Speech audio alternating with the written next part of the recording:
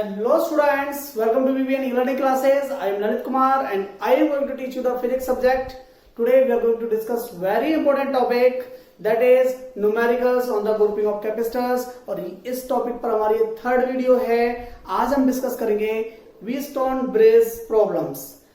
Wheatstone bridge पर capacitor के लिए कई बार एग्जाम्स में प्रॉब्लम्स आती हैं और ये प्रॉब्लम्स ऐसी होती हैं कि जिनको आपने पहले से अगर सॉल्व कर रखा है तो ही आप उन्हें सॉल्व कर पाओगे. इसी वीडियो के दूसरे पार्ट में हम सॉल्व करेंगे पैरेलल प्लेट प्रॉब्लम्स. ओके, आप लास्ट तक इस वीडियो को देखें. So let's start our first problem, first question on the Wheatstone bridge. Simple ही लेंगे पहला क्वेश्चन हम. Let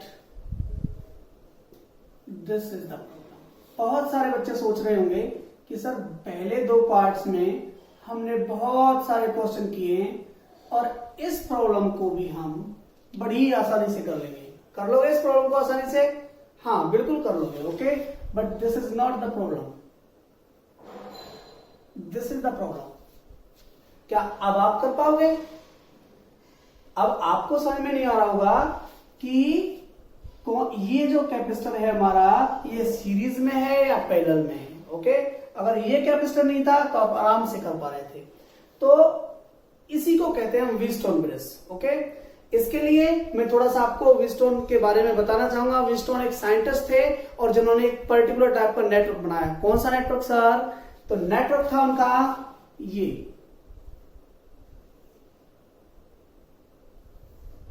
this was his network. अब आप कहोगे सर ये तो पतंग बना दी. उसने पतंग नहीं बनाई, उसने नेटवर्क बनाया. और नेटवर्क के लिए उसने यहां पर कैपेसिटर या फिर रेजिस्टर्स कनेक्ट कर दिए. ओके, इसकी सभी आर्म्स में उसने कैपेसिटर से भी बनाया उसने नेटवर्क और रेजिस्टर से बनाया.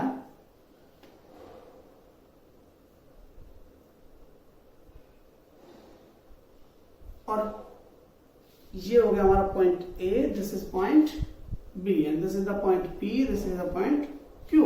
Okay, let this is C1, C2, C3 and C4. C3, C4 and this is the C5. okay, ये नेटवर्क उसने बनाया. अब आप कहोगे सर कि इस नेटवर्क का और इस नेटवर्क का क्या लेना? आप ध्यान से देखोगे तो यही नेटवर्क रिप्रेजेंट हो रहा है इस तरीके से. ओके, दो पैरेलल कैपेसिटर्स लगे हुए हैं, दो पैरेलल कैपेसिटर्स लगे हुए हैं, इधर भी दो पैरेलल कैपेसिटर लगे हुए हैं, यहां भी दो पैरेलल कैपेसिटर लगे हुए हैं. अब दोनों के बीच के पॉइंट को कनेक्ट किया गया है एक कैपेसिटर के थ्रू. दोनों के बीच के पॉइंट को कनेक्ट किया गया है कैपेसिटर के थ्रू. सेम ही नेटवर्क है. ओके, तो इसके लिए उसने कंक्लूजन दिया. क्या कंक्लूजन दिया? कि एक पर्टिकुलर कंडीशन पर यह ब्रिज हमारा बैलेंस हो जाता है. कौन सी कंडीशन है? C1 by C3 is equal to C2 by C4. This capacitor divided by this capacitor divided by this. अभी मैंने इसका नाम C1 लिखा हुआ है, इसका नाम C3 लिखा हुआ है. अगर इसका नाम C5, C8 कुछ भी हो जाए तब भी this capacitor divided by this is equal to this by this. Okay, तो अगर ये इक्वल हो जाए रेशियो हमारा, तो पॉइंट P और Q का पोटेंशियल सेम हो जाएगा. पोटेंशियल सेम हो जाएगा. और पोटेंशियल सेम होने से क्या होगा?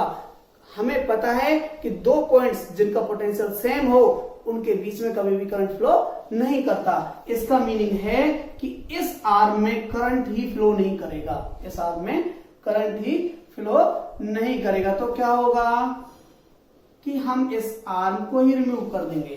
क्या अब आप इस प्रॉब्लम को सॉल्व कर सकते हो? जी हाँ, वेरी इजी. तो यही हमारे लिए हेल्पफुल होगा इस नेटवर्क को सॉल्व करने के लिए. आई थिंक आपको समझ में आया. व्हीटस्टोन ब्रिज के बारे में आप सेकंड यूनिट में बहुत अच्छे से पढ़ोगे. वहां पर रजिस्टर्स हम कनेक्ट करेंगे. ओके, चलो इनकी वैल्यूज भी ले लेते हैं. That is 1 microfarad is equal to 3 microfarad, 2 microfarad is equal to 6 microfarad and this is 5 microfarad. Okay, values हमने ले ली इसकी. अब सबसे पहले व्हीटस्टोन ब्रिज है, हमें आइडेंटिफाई करना पड़ेगा, उसके बाद क्या करना पड़ेगा, हमें फाइंड आउट करना पड़ेगा कि ये बैलेंस कंडीशन में है या नहीं। तो सबसे पहले naming C1, C2, C3, C4 and C5,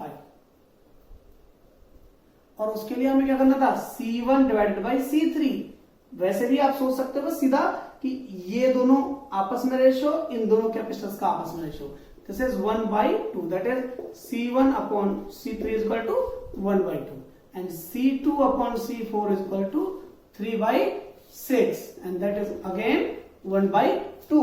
ratio हमारा सेम है, so C1 divided by C3 is equal to C2 divided by C4।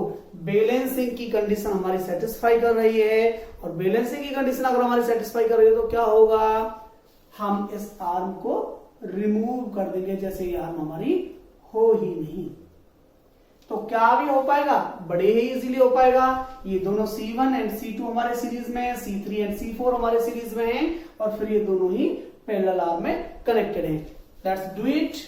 मैंने कहा था आपको अगर दो कैपेसिटर्स हमारे सीरीज में कनेक्टेड हों तो आप उसको 1/C equivalent is equal to 1/C1 plus 1/C2 इस मेथड से ना करें।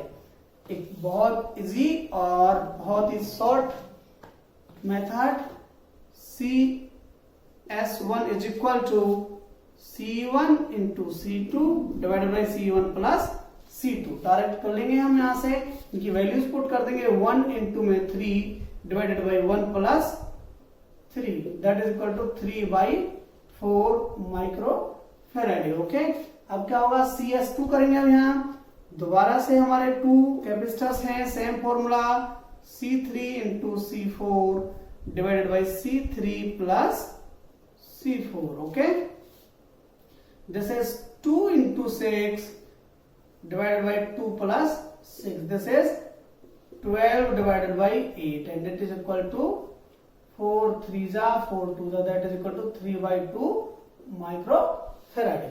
ओके, इस तरीके से हमारा होगा नेटवर्क, दिस इज CS2। अब क्या होना है, अब इन दोनों को हमें पैरेलल में कनेक्ट करना है, क्योंकि हमने इसका इक्विवेलेंट निकाल लिया, इसका इक्विवेलेंट निकाल लिया, इनको हमें पैरेलल में करना, वही हमारा इक्विवेलेंट कैपेसिटेंस होगा।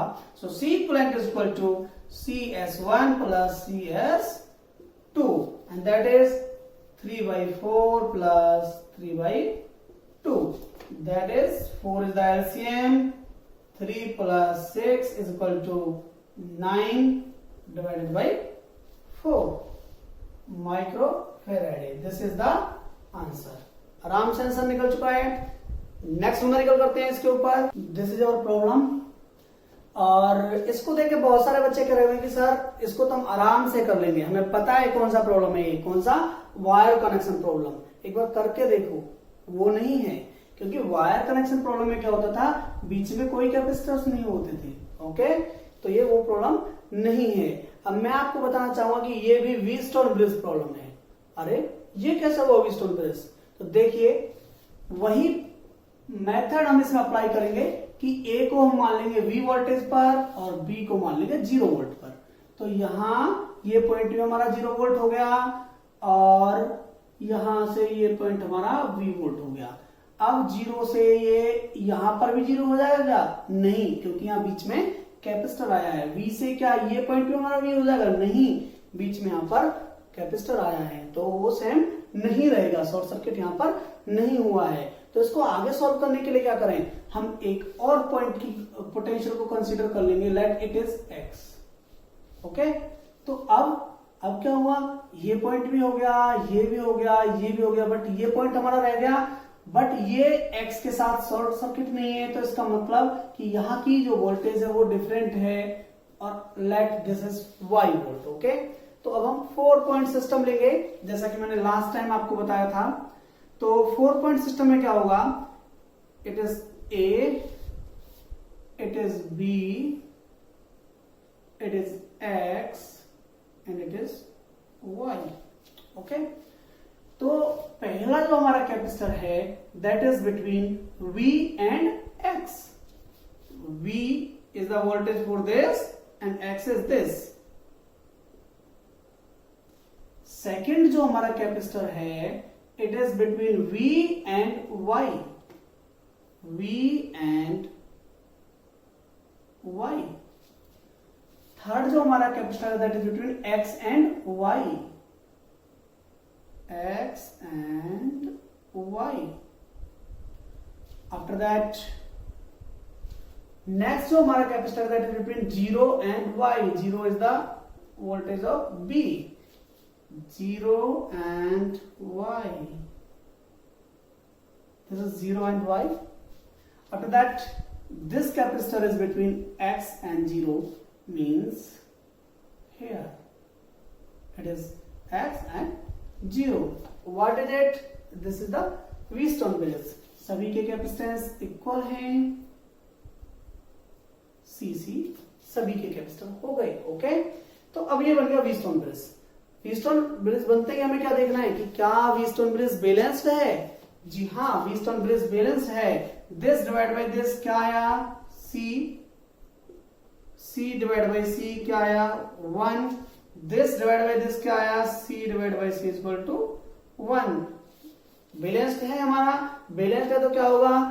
X और Y पॉइंट पर पोटेंशियल सेम हो गया और इसकी वजह से इस आर्म से कोई भी करंट फ्लो नहीं होगा और हमारा नेटवर्क बहुत ही इजी बन गया हमारे लिए और इसको आप आराम से सॉल्व कर सकते हैं. So let's move to the next numerical. So this is our next problem और देखकर आप कहोगे sir what is this? This is a maths question, a rectangle over two triangles. But no, this is the physics question. यहां पर networks में capacitors को इस तरीके से लगाया गया है और कहीं ना कहीं आपके लिए कॉम्प्लिकेटेड क्वेश्चन बन जाता है.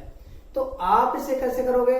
तो मैं आपसे कहूंगा जैसे काइट को कैपेसिटर लगा के क्या बनाया था? Wheatstone bridge. वैसे ही इसमें जो कैपेसिटर्स लगे हैं वो क्या बना रहे हैं? इसको Wheatstone bridge. Okay, let's see. Method हमारा वही. A को मान लेंगे हम V वोल्ट, B को मान लेंगे हम 0 volt. Okay, so this point is also on 0 volt, this point is on V volt, this point is also on V volt क्योंकि दोनों शॉर्ट सर्किट हुए हैं. ओके, आफ्टर दैट अभी हमारे कई पॉइंट्स रह गए जैसे कि ये पॉइंट और यहां पर हम जब यहां V से चलना स्टार्ट हो गया तो बीच में कैपेसिटर आ गया. इसका मतलब यहां पर जो पोटेंशियल है वो V नहीं है तो क्या करेंगे हम? एक अलग पोटेंशियल कंसीडर कर लेंगे that is X. Okay, after that एक पॉइंट और रह गया सर. क्या यहां पर X पोटेंशियल होगा? नहीं, बीच में कैपेसिटर आ रहा है. क्या इस पे 0 पोटेंशियल होगा? नहीं, क्योंकि बीच में फिर दोबारा से कैपेसिटर आ रहा है. क्या करो? एक और पोटेंशियल मान लो Y. ओके, अब हमारे सारे के सारे कैपेसिटर्स के दोनों साइड के हमें पोटेंशियल्स मिल गए. ओके, अब क्या करेंगे? पॉइंट्स रखना स्टार्ट करेंगे और इसका इक्विवेलेंट नेटवर्क ड्रॉ करेंगे. Okay, so it is A, it is X, it is Y and this is B. V volt and 0 volt. Okay, सबसे पहला कैपेसिटर ये ले लिया हमने. V and Y means A और Y के बीच में 2 कैपेसिटर्स कनेक्टेड हैं हमारे. 2 कैपेसिटर्स आपको लगाने हैं. थोड़ा सा अलग चला गया, कोई नहीं. This is Y, C and C. उसके बाद ये हमारा जो कैपेसिटर है that is between V and X. So it is V and X. इसके बाद ये जो कैपेसिटर है हमारा that is X and Y. X and Y ये भी हो गया. उसके बाद ये जो कैपेसिटर है हमारा V एंड 0.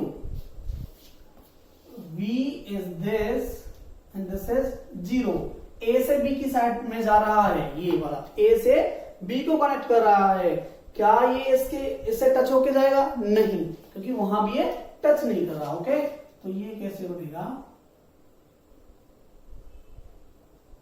ये यहां पर इसको टच नहीं कर रहा. Okay, after that this capacitor is between X and 0 volt. X and 0 volt, that is the point B. Y and 0 volt. Y and 0 volt means point P. This is our network. कहोगे sir कि Wheatstone bridge कहां बना? क्योंकि ये जो हमारी arm है ये इस आर्म से कनेक्टेड नहीं है, तो कहीं ना कहीं इस आर्म को हम अलग से भी कंसीडर कर सकते हैं, इस आर्म को हम ऐसे भी कर सकते हैं, जिससे आपको क्लियर व्हीटस्टोन ब्रिज दिख जाएगा। This is the Wheatstone bridge, as all the capacitors having the capacitance C. Okay, all the capacitors having the capacitance C. So let's do it.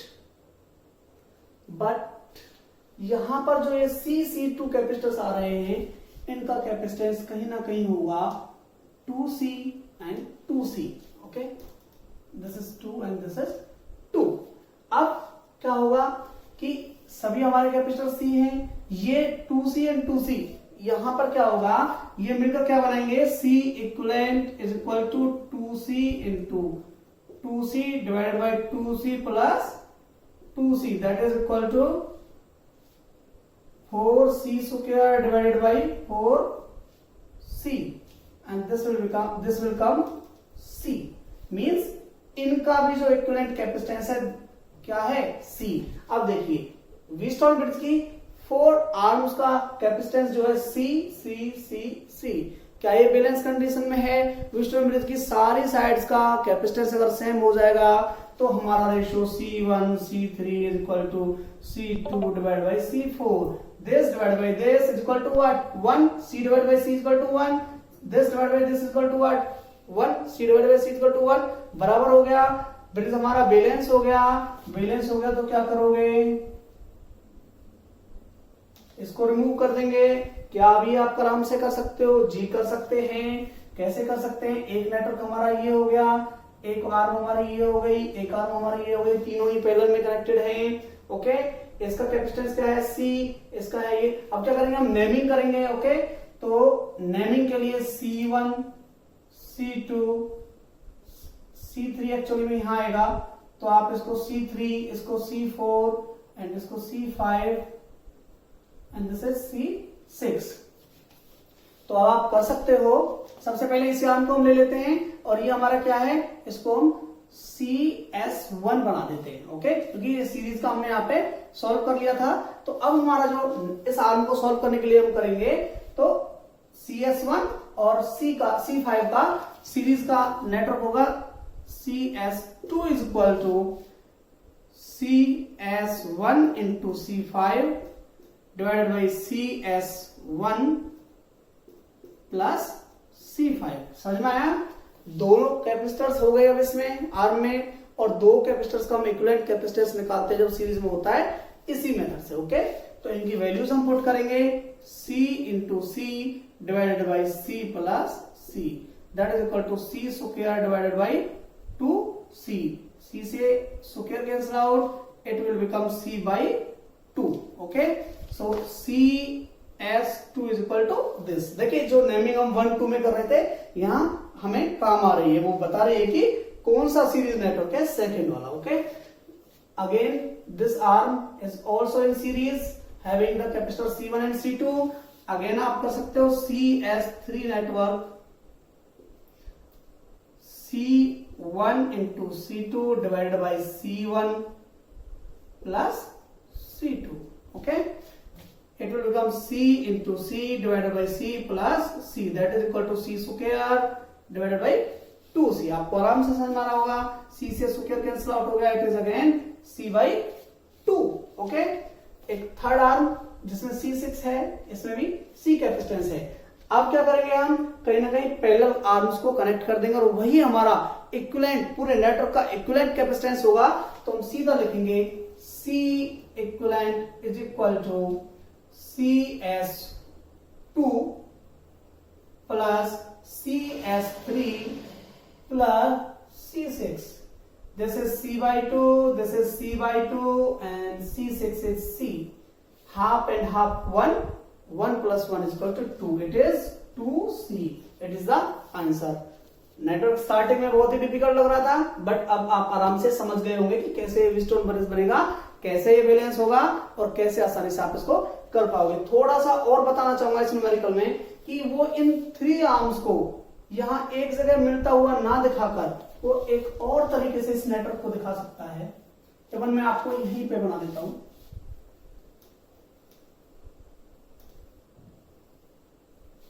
कैसे दिखा सकता है, थोड़े से कंफ्यूज हो जाओगे आप, तो आपकी ये कंफ्यूजन भी दूर करनी जरूरी है।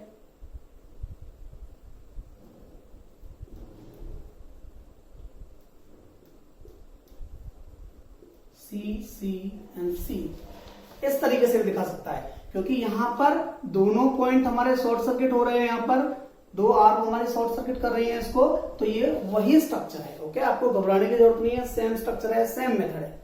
तो आप इसको नोट डाउन कर सकते हैं, या फिर नोट्स मैं आपके लिए लिंक में दूंगा, आप वहां से भी इसको कर सकते हैं। एक प्रॉब्लम और करेंगे। This is our last problem on the Wheatstone bridge. आप कहोगे सर व्हीटस्टोन ब्रिज कहां से दिख रहा है? अगर आप इसको सॉल्व करोगे, ओके, किस मेथड से? वही हमारा पुराना मेथड, ए को मानो V वोल्ट और B को मानो 0 volt. This point having the 0 potential, this is having the V potential. Okay, अब यहां से हम अगर देखें तो यहां पर पोटेंशियल नहीं निकाल सकते, क्योंकि बीच में 15 पिको फैराडे का कैपेसिटर आया हुआ है। तो क्या करेंगे, इस पॉइंट का पोटेंशियल भी कंसीडर कर लेंगे x।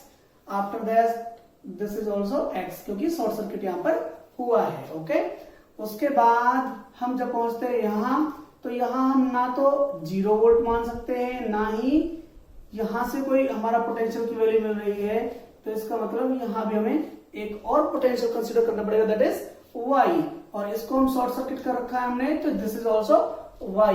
अब हमने अधिकतर सारे के सारे ही कैपेसिटर्स के लिए कोई ना कोई 2 पोटेंशियल्स निकाल लिए हैं। अब आगे क्या करना है, इक्विवेलेंट नेटवर्क हमें ड्रॉ करना पड़ेगा।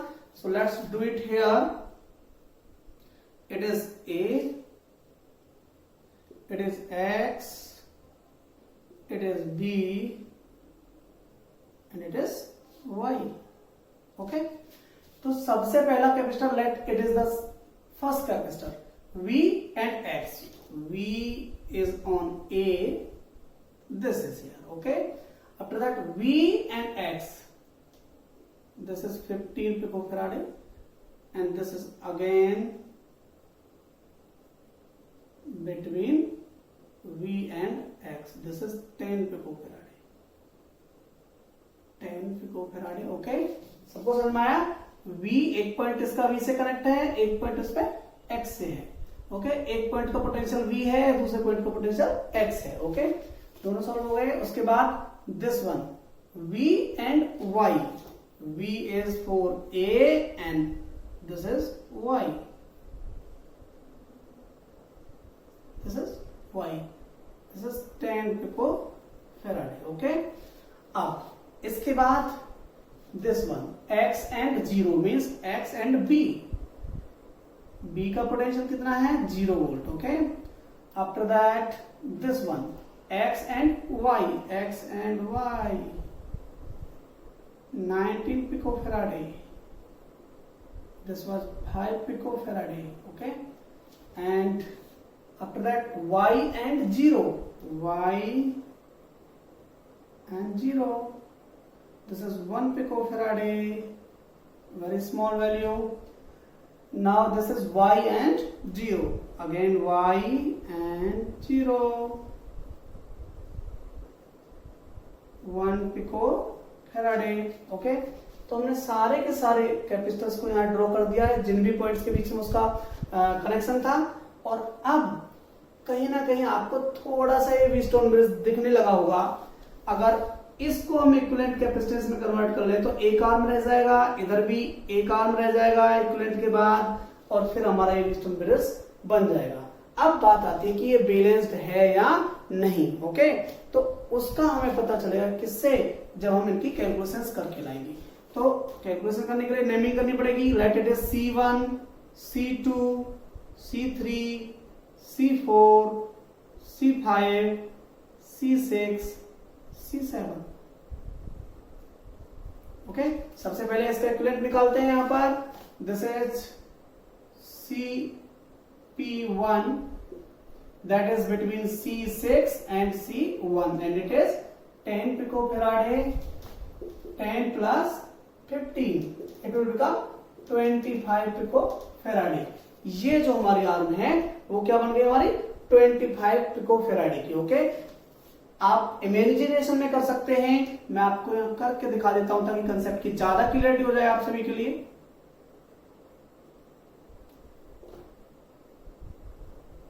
This is 25 picofarad. Okay, after that इसको कर लेते हैं Cp2 which is C4 plus C7.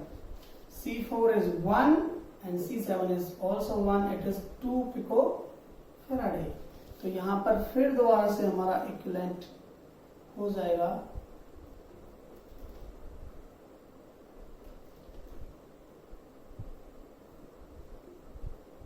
Pico Faraday. Okay, this is Cp2, this is Cp1।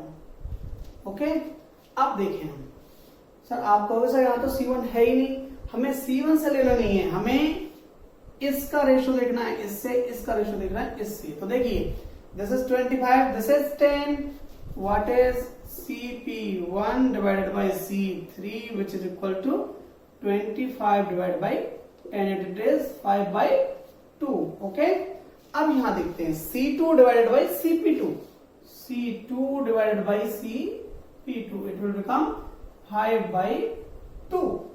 दोनों इक्वल हो गए। इसका मतलब क्या है कि ब्रिज हमारा बैलेंस है, और बैलेंस ब्रिज में क्या करते हैं हम कि इस साइड को रिमूव कर देते हैं। अब आपको अलग से डायग्राम ड्रॉ करने की जरूरत नहीं है, बस आप अपने इमेजिनेशन में मान सकते हैं कि अब ये नेटवर्क, अब ये आर्म हमारी नेटवर्क की नहीं है। ओके, तो अब ये नेटवर्क सॉल्व करना हमारे लिए बहुत ही आसान हो गया। आपके लिए मैं कर भी देता हूं इसको। Let it is CS1, series का पहला हो गया ये, and it will become Cp2 into में C2 divided by Cp2 plus C2। Okay, 25 into 5 divided by 25 plus 5, it is equal to 125 divided by 30। Okay, second one will be this, इसको मैं यहां कर लेता हूं, CS2 is equal to C3 into Cp2 divided by C3 plus Cp2 which is equal to 10 into 2 divided by 10 plus 2 which is equal to 20/12 which is 10/6, that is 4 5 4 3 5/3। अब हम total जो equivalent capacitance निकालेंगे इनका parallel में equivalent हमें निकालना पड़ेगा, that will be the equivalent of the whole network. Okay, तो it will become CS1 plus CS2, and CS1 क्या था हमारा 125, इसको भी हम कैंसिल आउट कर सकते हैं 5 से 25 टाइम्स एंड 5 से 6 time. Okay, this will become 25 divided by 6 plus 5 divided by 3, 6 is the LCM, 25 plus 10, it is equal to 35/6. So this is the equivalent capacitance in picofarad। Okay, आसानी से हो गया।